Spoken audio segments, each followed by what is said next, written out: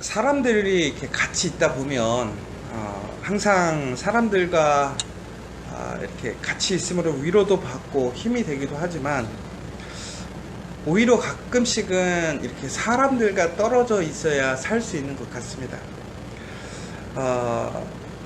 왜 그러냐면 우리가 함께함으로 유익도 있지만 또 함께함으로 우리가 이렇게 상처받거나 오히려 힘들어지는 일들이 많이 있기 때문에 그렇죠. 종국의 사람들은요 이렇게 사는 것 같아요. 그냥 다른 사람들을 위로하거나 아니면 내가 또 그 사람들에게 위로를 받거나. 그런데 우리가 이렇게 살다 보면 항상 누군가를 위로만 하는 사람이 될 수도 없고 또 반대로 내가 누군가에게 위로만 받는 사람이 될 수도 없는 거죠. 결국엔 그것이 이제 우리가 나 스스로가 되게 번아웃 된다고 그러죠. 이렇게 소진되어져서 오히려 되게 마음이 심령이 상하는 경우들이 있고 또 반대로 항상 받기만 해서 성장하지 못하고 성숙하지 못하고 더 나아가서는 의존적인 사람이 되어가지고 종국에는 올바른 관계를 하지 못하는 매우 의존적인 사람이 되는 거죠. 그래서 정말 좋은 관계는 뭘까, 건강한 관계는 뭘까를 좀 생각해 보면 결국에는 내가 누군가를 위로해 줄 수 있고 동시에 또 다른 사람에게 또한 위로받을 수 있는 그런 관계가 참 좋은 관계가 아닌가 생각되어집니다. 여러분들은 어떤 관계에 더 포커스가 가 있으신가요? 근데 이게 조금씩 나이가 들거나 우리가 자녀들이 생기면 우리는 어떤 위로받기보다는 위로하는 입장에 있는 것 같습니다. 그러면서 우리는 더 많이 피곤해하고 지치는 것 같아요. 오늘 바울은 빌립보 교인들을 위해서 디모데를 보내는 모습을 오늘 본문을 통해서 볼 수 있습니다. 바울의 상황을 잘 아시는 것처럼 바울은요 지금 감옥에 있고요, 재판을 받고 있고요, 또 매일매일 그 재판장에서 변론을 하느라고 아마 그는 항상 피말라 있는 상황이었을 것입니다. 매우 피곤하지요. 왜? 법리적인 싸움을 벌일 때 보면 내 주장을 상대편에서는 아니다라고 얘기를 하고 있고 또 우리는 내 입장에서는 그것을 또 증명해야 되는 그 일들이 있기 때문에 아마 재판정에 서 있는 그 자체만으로도 매우 피곤하고 힘들 것입니다. 오히려 그 상황에서 조금 더 위로를 받거나 보살핌을 받아야 할 사람은 바로 바울일 것입니다. 그런데 바울은 어떻게 했냐면 바로 그 상황에서 그 재판을 받는 그 감옥 안에서 그는 자신의 근황과 복음을 전하기 위해서 우리 디모데라는 가장 사랑하는 그 한 사람을 이제 빌립보 교인들에게 보내는 거죠. 왜 그러냐면 바로 그 바울의 그 모습을 통해서 더욱 강건하게 믿음을 지켜가고 또 위로를 받고 그러므로 인해서 담대한 믿음을 살아갈 수 있도록 권면하기 위해서 알려주기 위해서 이제 디모데를 보내는 거예요. 그런데 아까도 말씀드렸지만 우리의 상황들이 이렇게 누군가를 위로한다라는 거 참 좋은 일인 것 같아요. 바울도 그랬겠죠. 그런데 위로한다라는 게 참 쉽지 않아요. 내가 마음에 여유가 없잖아요. 내가 너무 힘들잖아요. 내가 번아웃 되면 누군가를 위로할 수 있는 상황이 안 됩니다. 우리에게 그런 능력이 나오지 않죠. 그런데 이 위로하다라는 단어를 좀 찾아봤어요. 어원적으로. 그랬더니 이게 어떤 뜻을 갖고 있냐면 선한 정신을 갖다, 용기를 느끼다. 그래서 제가 한번 생각해 본 거예요. 위로한다라는 것은 결국은 내가 정말로 선한 정신을 갖는 건데 왜 위로하는 것이 선한 정신을 갖는 걸까? 그러니까 왜 위로한다라는 게 좋은 행동일까를 생각해 보니까 종국에는 우리가 위로를 한다라는 것은 결국에는 우리가 위로를 받았다라는 거예요. 그러니까 위로라는 것은 내가 창조해낸 것이 아니라 하나님께서 나를 사랑하셔서 나를 존귀히 여기셔서 나를 불쌍히 여기셔서 나를 궁일히 여기셔서 바로 하나님의 독생자 예수 그리스도를 이 땅에 보내셔서 나를 위로하신 거죠. 그래서 내가 오늘 이 자리에 있는 거예요. 그럼 우리는 하나님이 기뻐하시는 일들을 우리는 해야 하는 거죠. 할 수 있는 거죠. 하고 싶어 하는 거죠. 근데 하나님이 기뻐하시는 일이라는 것이 결국은 뭐냐? 바로 하나님의 자녀들, 하나님의 백성들을 위로하는 거예요. 궁일이 여기는 거예요. 그래서 예수님도 보면 하나님의 그러한 백성들을, 이스라엘 사람들을 바라볼 때 성경에 이런 얘기가 많이 나오잖아요. 민망히 여기시더라, 불쌍히 여기시더라, 존귀히 여기시더라, 사랑하시더라. 그러니까 결국에는 우리가 하나님께 값없이 그 위로를 받았기 때문에 우리 또한 위로할 수 있는 것이고, 위로하는 것이 우리의 선한 사명이고 정직한 삶이라는 거죠. 그러니까 위로한다라고 하는 것은 그러니까 선한 정신인 거예요. 그리고 또 하나는 용기를 느끼다. 그러니까 아까 말씀드린 것처럼 위로라는 것은 여유가 돼야 하는 거거든요. 내가 할 수 있는 능력이 있어야 위로를 할 수 있는 거예요. 근데 여러분 보면 누군가에게 위로를 받을 때 그 사람이 능력이 있어서 나보다 더 많은 것을 가져서 그 사람이 위로해 줄 때 위로를 받는 경우도 있지만, 오히려 정말 아무것도 가지지 않은 사람이 나를 위로해 줄 때, 예를 들자면 우리 자녀들이 맨날 사고치고 문제를 일으키지만 저녁에 들어왔을 때 엄마 힘들지? 혹은 그냥 손 한 번 잡아주는 것만으로도 위로가 될 때가 있잖아요. 그냥 웃어주는 것만으로도 위로가 될 때가 있잖아요. 바로 이것처럼 우리는요, 능력에 대해서 위로하는 것이 아니라 사랑하기 때문에 위로하는 거예요. 우리의 사명이기 때문에, 우리가 받은 은혜가 있기 때문에 위로하는 것이죠. 결국은 내가 힘들고 어렵지만 그럼에도 위로할 수 있다는 것은 결국은 용기가 있는 거예요. 그래서 저는 오늘 다시 한번 좀 생각해 보는 거예요. 특별히 제가 받았던 위로를 다시 한번 좀 생각해 보는 거예요. 요즘에 많은 사람들이 위로받기를 원하고 있습니다. 그런데 정말로 내가 오늘 여기까지 오는 과정 속에서 특별히 하나님의 위로, 그리스도의 위로, 더 나아가선 믿음의 공동체 위로, 또 우리 가족 한 사람 한 사람들의 위로가 결국에 오늘 여기까지 나를 이끌었다는 모습들을 보게 되죠. 그러므로 우리는 다시 한번 오늘 이 시간 바울처럼 정말로 내가 힘들고 어렵지만, 내가 위로받아야 될 사람이지만 그럼에도 불구하고 나에게 맡겨진 사명, 나에게 맡겨진 일들을 위해서 위로함에 더욱 힘쓸 수 있는 오늘 우리 하루가 되었으면 좋겠습니다.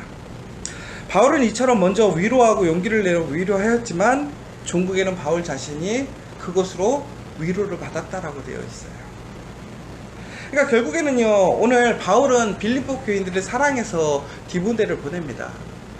그런데 그 디모데를 보내는 그 목적은 단순히 자기의 그러한 상황들, 그 복음을 전하는 모습들을 통해서 빌립보 교인들이 담대히 쓰고 위로받는 것에 그치는 것이 아니라, 그러므로 인해서 다시 한번 그들이 살아나고 회복되어지는 그 모습을 통해서 또한 디모데가 그 소식을 전해주기를, 다시 응답으로 알려줌을 통해서 바울 스스로도 위로받는다라고 고백을 하고 있어요. 그러니까 결국은 여러분, 우리가 누군가를 위로한다라는 것, 누군가에게 내가 위로해야 될 사명이 있다고 하는 것은 단순히 내가 짐져지는 어떠한 짐이 아니라는 거예요. 나의 사명으로만 끝나는 것이 아니라는 거죠. 오히려 그 위로가 나중엔 나의 기쁨이 되고 나에게 더 큰 위로가 온다는 거예요. 중국에는 오늘 디모데가 그렇잖아요. 바울이 디모데를 너무나 사랑하거든요. 근데 이 디모데라는 사람 자체가 처음부터 이렇게 바울에게 기쁨이 되었을까요? 아닌 거죠. 바울이 그를 그만큼 위로하고 사랑해왔기 때문에 이 디모데라는 한 사람이 온전한 믿음의 사람이 된 것이고 동역자가 된 거죠. 사랑의 위로자, 메신저가 된 거죠. 중국에는 그래서 어떻게 되는 거예요? 그 메신저가 오히려 바울에게 위로를 주잖아요. 위로를 전해주잖아요. 그 다음에 우리 밑으로 가면 에바브로디도에 대해서 또 얘기가 나오잖아요. 에바브로디도에 대해서 많은 이야기를 하고 있습니다. 그러나 그 또한 마찬가지 아닌가요? 그가 바울에게 처음부터 위로가 되는 사람이었을까요? 아니죠. 오히려 바울이 그 빌립보 교회를 세우고 그 에바브로디도를 세움으로 인해서 더 많은 위로를 해줬을 거예요. 그를 위해 더 많은 시간과 그의 많은 것들을 쏟아 부었을 거라는 거죠. 그러나 중국에는 그것이 어떻게 된 거예요? 바울에게 큰 힘이 되잖아요. 큰 능력이 되잖아요. 동역자가 되잖아요. 사도가 되잖아요. 여러분, 정말 힘들고 지치십니까? 누군가에게 위로받고 싶으십니까? 그러나 오늘 그럼에도 불구하고 내가 위로받기를 먼저 소망하기보다는 내가 누군가를, 내 옆에 있는 그 사람을, 내 가족을, 내 공동체에 있는 그 한 사람을 위로하시는데 더욱 힘쓰시는 하루가 되었으면 좋겠습니다.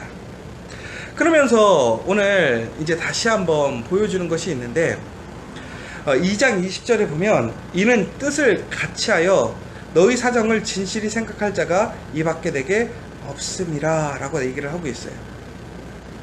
결국 무슨 얘기냐면 이제 디모데를 보내는데 디모데를 설명을 하는 거죠. 이렇게 빌립보 교인들에게 내가 디모데를 보내서 너희들을 위로할 건데 내가 이 사람을 보내는 이유가 있다라고 얘기를 하는 거예요.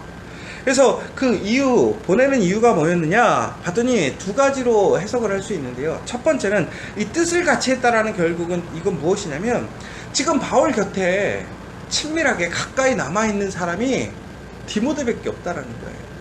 자 보세요. 많은 사람들이 바울을 찾아왔어요. 예수님도 그랬잖아요. 기적과 능력을 행하니까 온갖 각처의 사람들이 몰려들고 예수님의 말씀을 듣기를 원하고 예수님의 능력을 잊기를 원했었잖아요. 바울도 마찬가지잖아요. 그는 원래 뛰어난 웅변가였고 학자였습니다. 그런데 그가 예수 그리스도의 성령을 입자 그 지식의 한계를 뛰어넘어가는 이제 성령의 능력들을 보여주었던 거잖아요.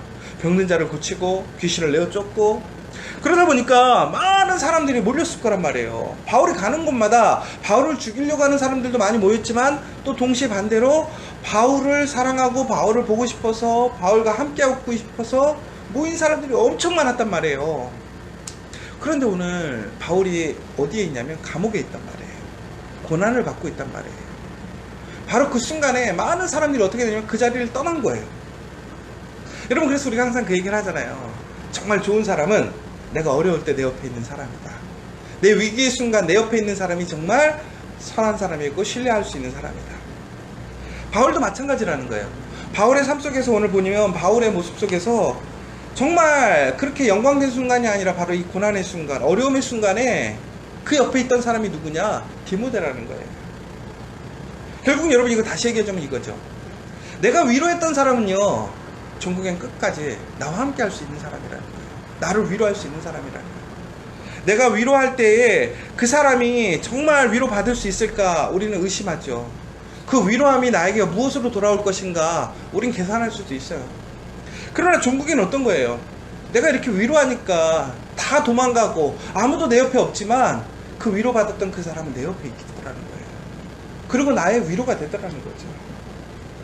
또 하나는 이 디모데가 결국에는 어떤 사람이냐면 바울의 뜻을 온전히 이해하고 있는 사람이라고 해석할 수 있다는 거예요. 그러니까 떠나지 않고 내 옆에 머무르는 사람, 또 한편으로는 온전히 내 뜻을 이해하고 나와 같은 비전을 행하는 사람이 되었다는 거예요. 여러분, 바로 이렇게 비전을 세울 수 있는 사람 세우는 게 얼마나 어려워요. 우리가 같이 일할 때 보면요, 일 잘하고 못하고는 두 번째 문제인 것 같아요. 내 마음 같은 사람, 내가 생각하는 그 비전을 갖고 있는 사람 구하기 쉽지가 않잖아요. 태도가 더 중요하잖아요. 마음을 같이 하는 게 중요하잖아요. 그런데 오늘 바울은 그 빌립보 교회에 이 위로자를 보내는데 그 디모데가 어떤 사람이었냐면 바로 이처럼 끝까지 남아있는 사람, 더 나아가선 뜻을 같이 할 수 있는 사람이었기 때문에, 바울의 온전한 생각을 이해하는 사람이었기 때문에 빌립보 교인들에게 위로자로, 위로의 메신저로 보낼 수 있었다라는 거죠. 근데 다시 한번 얘기하자면 이런 거죠. 그가 그렇게 세워줄 수 있었던 이유는 뭐냐? 결국은 바울의 위로함이 먼저였다라는 거죠. 그래서 바울에게도 위로가 오는 거예요. 여러분, 우리가 조금 더 생각해 보자면 똑같습니다. 밑으로 가면 이제 에바브로디도에게 대해서 나옵니다. 에바브로디도가 누구냐? 바울은 이렇게 얘기를 하고 있어요. 25절에 보면 나의 형제여, 함께 수고하고 함께 군사된 자여, 너희의 사자이고 나의 쓸 것을 돕는 자다 라고 얘기를 하고 있어요. 그러니까 엄밀히 보면요, 이 에바브로디도는 정말 바울에게 있어서 매우 큰 후원자, 동역자, 더 나아가서는 정말 큰 위로자, 이런 사람이 된 거죠. 그런데 이 에바브로디도라는 사람이 왜 바울에게 이렇게 존귀한 사람, 후원자, 동역자, 정말 귀한 신뢰하는 사람이 되었을까요? 좋은 친구가 되었을까요? 여러분, 우리 정말 가끔씩 그런 사람 하나 있으면 좋겠다 그런 고백하지 않아요? 나 좀 정말 믿고 팍팍 밀어줄 수 있는 사람, 나 정말 신뢰해 줄 수 있는 사람, 나 힘들고 어려울 때 도와줄 수 있는 사람. 특별히 보면 오늘 군사된 자라는 사람은 같이 싸워주는 사람이에요. 내 입장에서 나와 함께 싸워줄 수 있는 사람. 그러면 여러분, 우리가 돈은 많이 못 벌어도 우리 마음이 든든하지 않아요? 바로 이 에바브로디도라는 이 사람이 왜 세워졌을까? 결국에는 바울의 위로함을 통해서 이 또한 세워진 것이죠. 전국에는 바울이 그를 위로함으로, 사랑함으로 이렇게 오랜 시간 그를 위해 힘썼기 때문에 오늘 그는 이처럼 형제를 얻게 된 것이고, 함께 수고할 수 있는 사람을 얻게 된 것이고, 함께 싸울 수 있는 동역자를 얻게 되었고, 주의 사자로, 사도로 부름받으신 거룩한 사람을 세울 수 있었고, 더 나아가서는 나의 쓸 것, 나의 필요를 채워주는 공급자가 세워졌다는 거예요. 여러분, 우리가 오히려 반대로 이러한 사람들을 위해서 위로한다, 그것은 아니겠죠. 오히려 반대로 우리가 어떠한 목적 없이 결국엔 이렇게 위로하게 될 때에 하나님께서는 우리에게 또한 우리를 위로할 수 있는 자를 세워주신다는 거예요. 사랑하는 여러분, 오늘 하루에 또 많은 일들이 있을 겁니다. 힘들고 지치는 일이 있을 거예요. 위로받고 싶은 순간이 있을 거예요. 그러나 그때 내 옆에 또한 동시에 위로받기를 소망하는 사람이 있습니다. 내가 오늘 위로받기보다는 내가 위로할 사람이 있다면 그 사람을 위해 더욱더 위로하는 복된 위로자가 되시길 바랍니다. 그 복된 위로자가 되면 하나님께서는 그 위로하는 자를 통해서 다시 위로받게 하시고, 또 그 위로받은 사람들을 다시 위로하시고, 그것이 아름답게 위로의 서클이 되어서 하나님의 은혜와 복을 더욱더 풍성케 하시는 하나님의 은혜가 있음을 기억하시고, 오늘 다시 한번 오늘 삶 가운데서 누군가에게 위로가 되고 위로의 능력을 함께 나눌 수 있는 복된 하루 되시기를 간절히 소망합니다. 오늘 이 시간 함께 기도했으면 좋겠습니다. 그러면서 바울은 이제 그 에바디도로를 너희가 영접하고 존귀히 여기라고 얘기를 하고 있습니다. 여러분, 이처럼 위로의 메신저들은 존귀한 것입니다. 영접받을 사람입니다. 예수님께서, 하나님께서 여러분들을 어떻게 보실까요?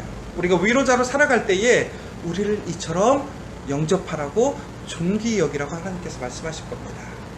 그 상급을 누리는 오늘 복된 하루가 되었으면 좋겠고, 또 우리 모두가 함께 서로를 위로하는 복된 시간 되시기를 간절히 소망합니다.